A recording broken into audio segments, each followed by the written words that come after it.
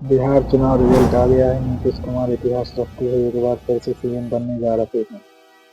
नीतीश इनफिनिश कहने वालों को यह दिखा दिया कि बिहार में नीतीश ही है। सबसे बड़े लीडर नीतीश की जेडीयू दूसरी बड़ी पार्टी बनकर उभरी है। वहीं भाजपा राज्य की सबसे बड़ी पार्टी बनी। महागठबंधन जिसको लेकर सोशल मीडिया पर खूब हवा बनाई गई कि तेजस्वी सीएम बनेंगे, उसकी हालात अब ओपोजिशन में बैठने लायक बहुत मुश्किल से हुई है।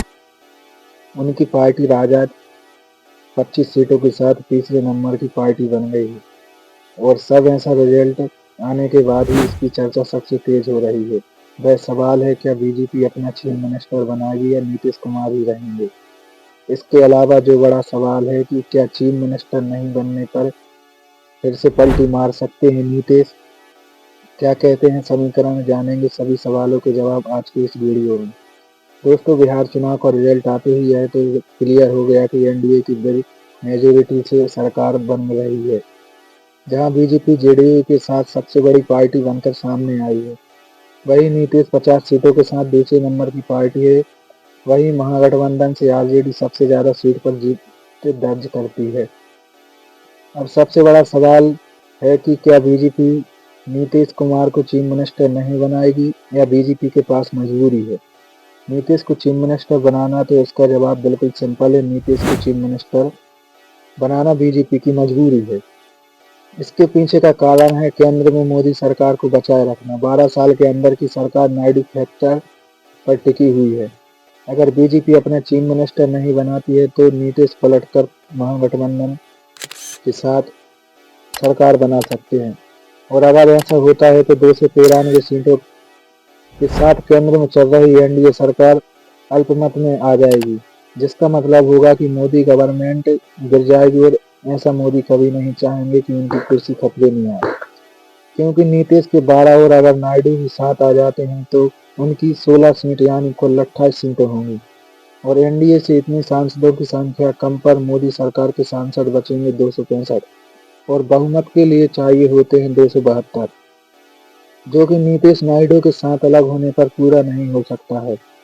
तो बीजेपी के पास मजबूरी है कि वह नीतीश को सीएम बनाए रखें या उनके सांसद को अपने साथ मिला ले और बिहार में भी कांग्रेस अन्य विधायक को अपने साथ जोड़ ले। तब जाकर भाजपा दोनों जगह की सरकार बचा पाएगी।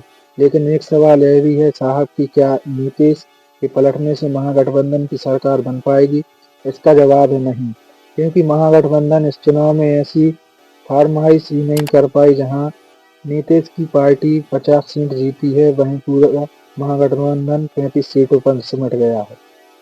तो अगर दोनों को मिला भी दें तो यह होगा 110, जबकि 243 विधानसभा वाले राज्य में मेजोरिटी के लिए 122 के आंकड़े को पूरा करना पड़ेगा। इसके लिए सिर्फ नीतीश के पलटने से नहीं होगा। तो सवाल है कि तेजस्वी और नीतीश क्या इस आंकड़े को पूरा कर सकते हैं। इसका जवाब है हाँ, बिल्कुल पूरा कर सकते हैं, लेकिन इसके लिए बाकी पार्टियों के समर्थन भी जुटाने पड़ेंगे। जैसे उपेंद्र कुशवाहा की पार्टी और जीतन मांझी की पार्टी अगर उनके विधायक समर्थन दे देते हैं तो सरकार बन जाएगी, लेकिन काफी मार्जिन है इस गैप को बढ़ाने के लिए है। लोग असदुद्दीन ओवैसी के विधायक का भी समर्थन ले सकते हैं, लेकिन इन सब काम को करने में दिक्कत है कि ओबीसी के विधायक तो आ जाएंगे, लेकिन मांझी और कुशवाहा का पलटना थोड़ा डिफिकल्ट है, क्योंकि इन लोगों को भाजपा ने केंद्र में केंद्रीय मंत्री बना रखा है, तो वह भी पलट सकते हैं जब केंद्र से मोदी सरकार गिरे, जो कि दूर की कौड़ी लगती है, लेकिन इम्पॉसिबल नहीं है। अब सवाल है कि महागठबंधन कहाँ गलती कर गया इस पूरे चुनाव में, आपको समझाते हैं। दरअसल महागठबंधन ने चुनाव जीतने से पहले ही अपनी हार लिख दी थी। जब इनके नेताओं के बीच सीट से शेयरिंग को लेकर मतभेद शुरू हो गए और इतना लंबा चला कि नॉमिनेशन के लास्ट दिन तक सीट डिसाइड ही नहीं कर पाए थे कि कौन सी पार्टी किस जगह से और कितने सीटों पर चुनाव लड़ेगी।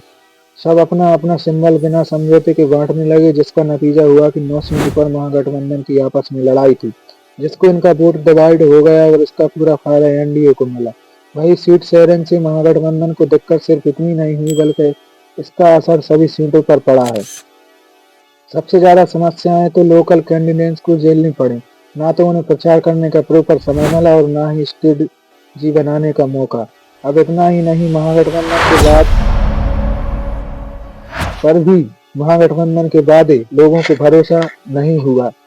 जैसे हर घर में एक सरकारी नौकरी, 200 यूनिट फ्री बिजली, महिलाओं को 30,000 देना, यह सब संभव था ही नहीं, क्योंकि इसको पूरा करने के लिए बिहार का पूरा बजट लगा देते तब भी नहीं हो पाता।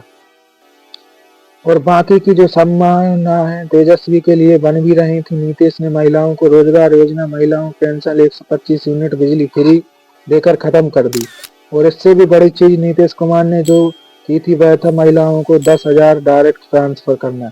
इसके अलावा नीतीश मोदी का कॉम्बिनेशन तो था ही, लेकिन कुशवाहा और चिराग के आने से एनडीए का वोट बैंक और स्ट्रॉन्ग हो गया, जिसको काउंटर तेजस्वी कर ही नहीं पाए। अब इस चुनाव में भी सबसे ज्यादा कमजोर पार्टनर कांग्रेस, सीपीआई और माली ही रहे। लेकिन सबसे ज्यादा शॉकिंग तो मुकेश साहनी का परफॉर्मेंस रहा। खुद के उप मुख्यमंत्री कैंडिडेट डिक्लेयर तो करवा दिया, लेकिन एक भी सीट जीत भी नहीं पाए। वैसे तो सीटों के मामले में राजद का बहुत ही खराब फरमाइश रहा, इतना कि बहुत मुश्किल से तेजस्वी लीडर को ओपोजिशन बन पाएंगे। लेकिन वोट शेयर के मामले में 23% के साथ सबसे बड़ी पार्टी रही है, तो बीजेपी 20.8% के साथ दूसरी बड़ी अलायंस वाइज। अगर वोट शेयर की बात करें तो एनडीए को 40.6% वोट मिला, तो महागठबंधन को 37.9%, यानी लगभग 10% का गैप दोनों गठबंधन के बीच रहा। जबकि यही गैप 2020 के चुनाव में 0.3% का था। अब इतनी बुरी हार के बाद महागठबंधन के लीडर आगे क्या कदम उठाएंगे? क्या जिस रिपोर्ट चोरी का राहुल गांधी ईसीआई पर आरोप लगाते आए हैं उसका प्रूफ 45 दिन से पहले मांगेंगे या डाटा डिस्ट्रॉय होने के बाद मांगेंगे? और देखने वाली बात यह भी है कि क्या ईसीआई इनको प्रूफ देगा। अगर ओपोजिशन मांगता है तो खैर, जो भी हो यह तो आने वाला समय बताएगा। फिलहाल आपको हमारी वीडियो अगर अच्छी लगी है तो ऐसे लाइक और शेयर करें, और जाते जाते चैनल को सब्सक्राइब करना ना भूलें। धन्यवाद।